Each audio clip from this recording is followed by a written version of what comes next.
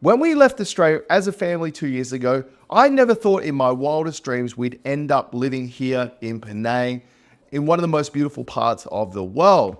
But Penang wasn't the only place we were deciding on when we decided that we had enough of Australia and we were going to settle down in another country. So in this video, I'm going to talk about the 4 places we considered making our home base before we ultimately ended up deciding on Penang. So for those that don't know who I am, my name is Jimmy, and I am 1/4 of the Mitches on the Horizon family. My wife and my 2 boys, we ultimately decided to give up on Australia, and for 2 years we've been overseas, and now we are settled here in Penang like I mentioned. So if you want to learn more about our adventure or how you could do the same thing as us, make sure to subscribe to the channel. Now, there's a few reasons why we chose Penang over all the other places we've been to, but I'll cover them off at the very end. I want to talk about some of these other places we checked out that were serious contenders for the new Mitchell Manor, where we were potentially planning on setting up as our home base. So the first place was actually in Vietnam, and it's a place called Da Nang. So Da Nang is in central Vietnam, and it's basically halfway between Hanoi and Ho Chi Minh, and it's right bang in the center on the coast. Now, Da Nang is a diamond in the rough. It sits on the beach, and it sits on like 25 or 30 kilometers of beach. It reminds me a lot of the Gold Coast. And if you look at it from the sky, if you were to Google Da Nang beaches, it kind of looks like the Gold Coast, but it is really affordable. It's close to the beach, which is amazing for Australians. And the food is absolutely amazing there. And compared to the rest of Vietnam, it has a relatively low population, so the traffic isn't that bad. The big thing about Vietnam, if you were to go to Hanoi or Ho Chi Minh City, the traffic can be absolutely chaotic and can be really off-putting.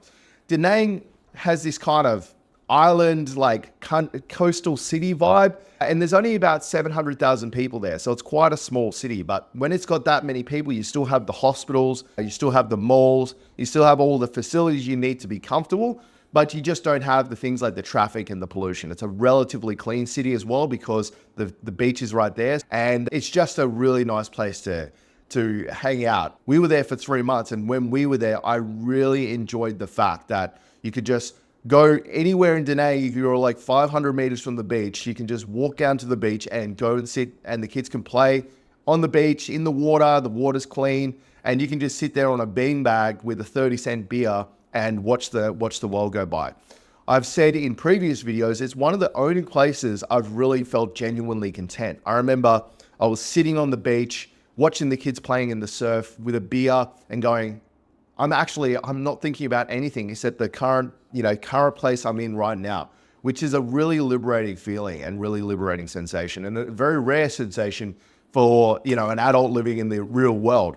So Da Nang's got that. The food is really affordable. The accommodation's amazingly affordable as well. And there's a really big, thriving expat community. There's heaps of families there. Like I said, the accommodation is super affordable. We had a 4-bedroom villa, basically, for about $1,500 a month. Now, if we were to live there, we could easily get that for $1,000 a month. And this is a 4-bedroom villa. It was about 400 square meters. It had balconies. Every room was the size of basically a small apartment. It was just an amazing place. So there was 2 reasons why we decided not to make Da Nang our home base, and that was visas. You can't actually get a long-term visa in Vietnam unless you run a business. So every 3 months, we would have to leave Da Nang and go somewhere else. And unfortunately, there's no direct flights to Australia from Da Nang. So you'd have to fly from Ho Chi Minh City and then fly out. But what most people do is they get on a bus or they get in a limousine, like one of those MPVs, and drive out to Laos or Cambodia or Thailand and then come back in. So they do what's called a visa run. They go off for a night, go somewhere else, come back in. The government doesn't really care. They'll let you do that indefinitely if you really want to. So that was the first thing. We didn't want to have to every 3 months leave and then come back. The second thing is that the English barrier is real. Now, obviously, we try our best to learn languages and learn local customs and cultures, and we think it's important for the kids. But the thing with Da Nang is that Vietnamese is a very hard language to learn, and Vietnamese is a very hard language to read. So Google Translate would even struggle to work out what was on a menu, which made ordering food really difficult. So we just stuck to things we knew, like banh mi's and phars and things like that. But we couldn't really venture too far out. In saying that, the food was absolutely amazing and it was very affordable. It was just very difficult for us to work out what we needed. Places like Hua Hin, English is more widely spoken because it's a tourist place. But in Da Nang, English is still really a second language. And because of that, there's a lot of Google Translate and things like that. So you can get around and people make it work. But it ultimately, we decided that there may be other places for us instead of Da Nang. So another place we considered is actually a place we never really spent much time in, but really was quite magical. And that's Hua Hin in Thailand. It's a very popular destination when it comes to families, because when you think of the definition of like, island feel and coastal vibes, that is the definition of it. It is a small coastal city in Thailand. If you drew a line from Bangkok and went to Krabi, it's sort of in between there. There's a whole bunch of cities along there. It's on the coast. The water's absolutely beautiful. And it's not a tiny city, but it's not a massive city either. Like, it's not as big as a place like Da Nang. So it's missing some key infrastructure, but it does have enough to make it by. There's a few hospitals there. There is malls and everything like that. It's a beautiful place in the world. It's actually an amazing place to visit. It's an amazing place to get the feel and vibe of. It's also like got a really, really good community of expats there and families. There's a lot of families that live there because you don't get the hustle and bustle of Bangkok, or you don't get the hustle and bustle of a big city. So it's nice. You can like walk down the street and you're not getting harassed. You go to places like Pattaya, it can get pretty crazy in those cities with like massages and things like that. Hua Hin is, and I'm butchering the name, I apologize, but is not like that. And it's got a really nice vibe, and everyone that goes there loves it. What I would say about the place though, and why we ultimately didn't decide on it, is that there's not really much to do. It's a place where you go and relax. But, when you got kids and you got to look for things for them to do and activities wise, we couldn't really find anything really for them to do. Now, we may not have looked hard enough. That's what I think was the issue there. But there was other places we'd been to that we knew that we could get the kids active and doing things. But if you wanted a place where you can go off and just go for a swim every morning, take the kids to the beach, it's right up there. It's a beautiful place. Thailand's affordable. You got good visa options. You can get digital nomad visas. Housing's very affordable there, and definitely a place to check out. Now, the third place we thought about and we seriously considered was a place in the Philippines called Bohol. Now, Bohol is an island. As you know, there's over 7,000 islands in the Philippines. This is one of them. But Bohol has a place called Penang, and we spent a month in Bohol, and oh my God, when you think of the island life and you think of a place where you're like surrounded by coconuts and white beaches and clear water, Penang is it, and Bohol is it. It is absolutely magical, like as in far as like, if you want to like do the beach vibes and do the beach thing, Bohol is awesome. It's really easy to get around. You just hire scooters or get a car. It's one big circle around the island. You can stay in Penang itself, or you can be a bit further out. There's plenty of accommodation on the island itself. And then, it's just a magical place to relax and unwind. It still had the similar issues to Hua Hin, where, there's not that much for kids to do. And the problem with Penang is that what you get in regards to that island vibe and a magical, you're one of those most beautiful places on the earth there. What you're missing out on is key infrastructure. So you don't have the hospitals, there's one mall on the actual mainland, like on the big island, on Bohol itself, there's a couple of malls, but they're very old. You miss out on key infrastructure. It's not really, and then where we were staying, there was nothing for the kids to do, except for us going to the beach every day, which is fine. We like going to the beach, but there's only so many times you can go to the beach before you're like, okay, it'd be nice if you guys were playing soccer or football or something like that. So Penang, like Bohol itself, beautiful island, absolutely amazing. There's heaps of waterfalls, there's heaps to explore, and it would definitely be a place I would recommend people visit for an extended period of time. It's got some of the most magical wilderness and like waterfalls and things like that we've ever seen anywhere. It's just like, would you live there? Unfortunately, no, because it was really nice. If it had more infrastructure, I would definitely consider that as a place to stay. Now, the other thing with the Philippines too is they've just released a digital nomad visa, but there's not much about it. But it's actually quite difficult to stay in the Philippines because you can only get 30 days at a time. So you'd have to constantly leave and come back, which can be an issue. But I don't think it's too difficult to get visas to stay for longer. But we were there for 2 months, and that was difficult because we had to go and get our visas re-stamped. which is not that hard to do, but you got to go wait in line and things like that. So it was a bit of a, you know, I wouldn't want to do that once a month, let's put it that way. But the food is amazing in the Philippines. The people are incredible. Definitely worth a visit. And I think if you were like looking for a place to visit with the family, that is like up there as one of the best places to go as a family, because there's just so much to see and do. But to live, I don't know. So the last place we considered before we decided on Penang was Busan in South Korea. Now you'll notice that all the places we like have water, and that's a personal choice.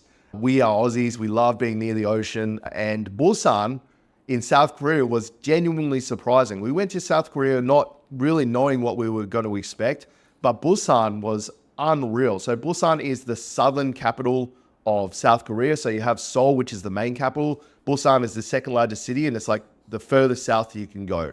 And Busan is basically a big cape, and the beaches there are beautiful. The water's beautiful, and it's like Southeast Asia, but first world. It's basically like Japan. So if you've ever been to Japan, Busan in South Korea is very much like that. It's super clean, it's super orderly, but the people in South Korea are way more liberal than the Japanese. So if I was to wear a singlet out in public in Japan, everyone would be kind of looking at me going, why are you doing that? Whereas in South Korea, no one cares. No one cares. It's a lot more westernized than Japan, but it still has all the cleanliness. It still has all the first world facilities. It's a developed country. In a lot of ways, it's more advanced than Australia. But the thing with Busan is you can get a digital nomad visa. The accommodation is reasonably expensive compared to the rest of Southeast Asia, but also it's not that much cheaper than Australia. It's like maybe 30% cheaper than Australia, which is awesome. But at that price, you might as well just sort of stay in Australia, because you are missing out on the things that, you're missing out on your families and friends. You've got to have something to counteract that. So a lot of the rest of Southeast Asia, you're missing out on your family and friends, but it's so much cheaper to be there. Whereas Busan is only 30% cheaper.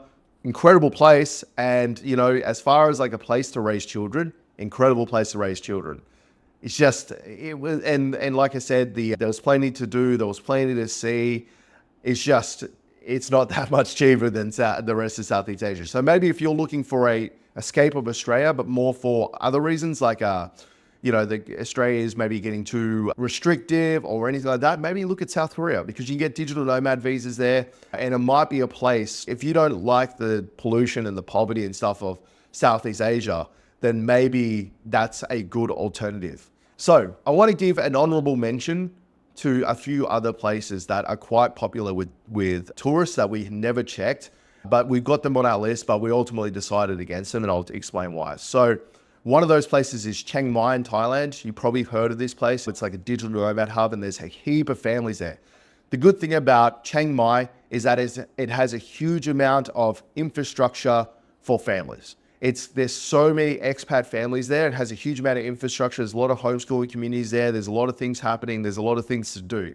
Now, the downside of Chiang Mai is that you're in the middle of nowhere. There's no beaches, there's no water, and you are literally in northern Thailand, where there's no, you're nowhere near anything. So it's a little self-contained city-like in that aspect. And the air quality in Chiang Mai can get really bad at certain times of year when they start burning off around it. It can get really bad, and we hear horror stories of people with asthma and stuff like that in places like Chiang Mai. So I would definitely look at Chiang Mai. I would consider it. There's lots of videos on YouTube about Chiang Mai and families living there, but it ultimately wasn't for us because we do like being near the ocean. So if Chiang Mai was close to the ocean, we would definitely consider it, but we ultimately didn't end up going there. Not because we didn't think it could be a fit. It was just more like one of our conditions was the ocean. That leads to Kuala Lumpur in Malaysia. We obviously spend a lot of time in Kuala Lumpur, and we were seriously considering staying there, but the ocean was the only reason we did it. In Kuala Lumpur, if you get a really nice apartment, you're overlooking a sea of people, like highways, hustle and bustle and everything, which is quite nice to look at, but it's not therapeutic. I think there's some therapeutic value to just looking over the water, and you just don't get that in KL. The flip side of KL is there's a heap to do, there's a heap to see, there's a heap of infrastructure. Anything you need is there because it's a metropolis, it's got everything you need. But ultimately, we decided against KL. Accommodation's cheap, food's cheap, and it ticks all the boxes. It's just, you're basically looking over other people, which we weren't the biggest fan of. Another place that gets brought up a lot by families that travel is Krabi. Krabi in Thailand. Thailand has a lot of places that families really like. It's like a destination. Krabi is really nice. Again, it's got that island vibe and feel, much like Bohol in the Philippines, but it has the same problem as Bohol, where there's not much to do for kids and there's no infrastructure. So that kind of killed it for us, because we really do want to be nice near a nice hospital, and we want the kids to do things like, if we're going to be living here, we can't just go to the beach every day. They've got to do activities. We've got to keep their minds working. We've got to keep their bodies moving. So, going to the beach every day sounds cool and it's nice for a 2-week holiday, but to live didn't really do it for us. And then obviously, as an Aussie, this place, and that's Bali. There's a lot of families in Bali. If you want to check out one of those families, go and check out Chad and Mia on TikTok. They live in Bali at the moment. They absolutely love it. It wasn't really for us though, and it's not that Bali is bad. It's not that Bali is good.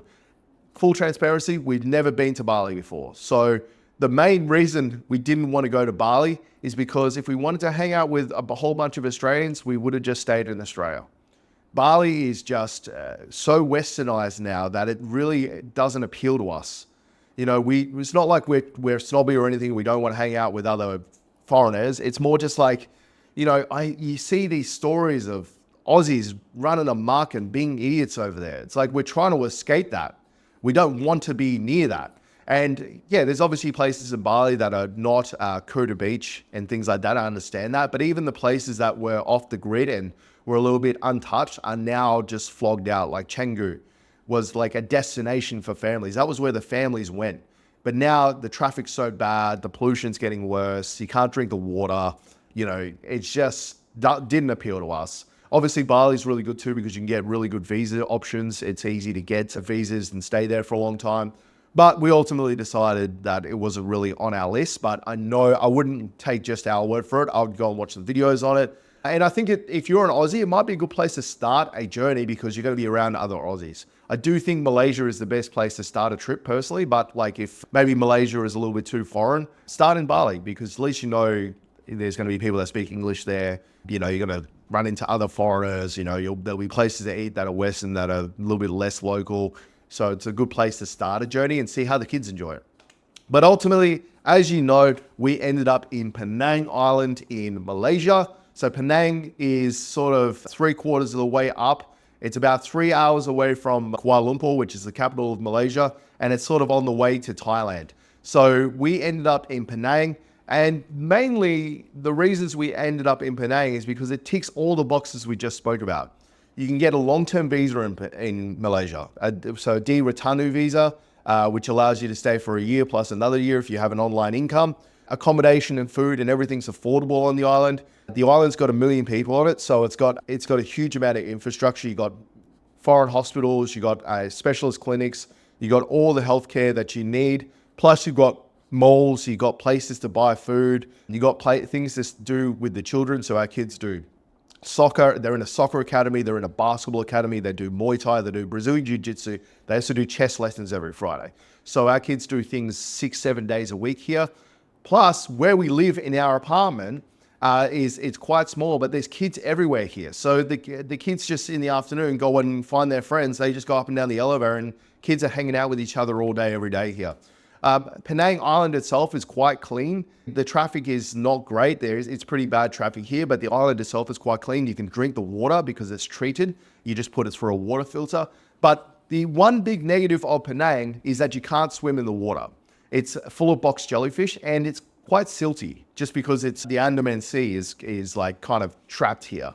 So it's quite silty, so that's a negative obviously, but there's so many positives outweighing the negatives. Malaysian people are amazing. The culture here, it aligns very well with families because it's a Muslim country, so they don't drink. So there's a lot of things to do and see as a family. Little things like the Hard Rock Cafe at the Hard Rock Hotel here for $300 a year. As a family, you can just go and use their pool for $300 a year Australian. So we just got that membership. We're going to make a video on that. Basically go down there and spend all day at their pools and their water slides and stuff. And it's $300 a year. So there's lots to do and see as a family. There's a huge expat community here in Penang and a huge world schooling community here as well. There's always people coming into Penang, families to meet and greet. And, there's a big local population too of families. And English is widely spoken here in Penang as well. Penang, especially because there's so many tourists that come to Penang, it's probably more widely spoken here than maybe on the mainland, just because there is a lot of tourists. But it's an absolutely amazing place to settle down. And we ultimately decided that. I don't know if we made the right decision. We've only been here for 2 months, but I don't know if we made the right decision, but I do think we have, because we are really content. We're really settled down. The kids are enjoying themselves and life's pretty good at the minute. So guys, that was a long video. That was a lot to go through, but hopefully that's been helpful. Love your suggestions though. Is there any places we missed? Is there any places we really should have checked out? Or is there any places that other people that are going to be watching this should keep on their radars if they're looking for a place to settle down as a family? Let me know in the comments. Also, make sure to subscribe, because I'm going to do a few more videos on like a itinerary for people that want to go and visit places. If you wanted to go with your family on an extended adventure, what would be a good itinerary and where would you visit? So guys, thank you so much for watching, and we'll catch you all on the horizon.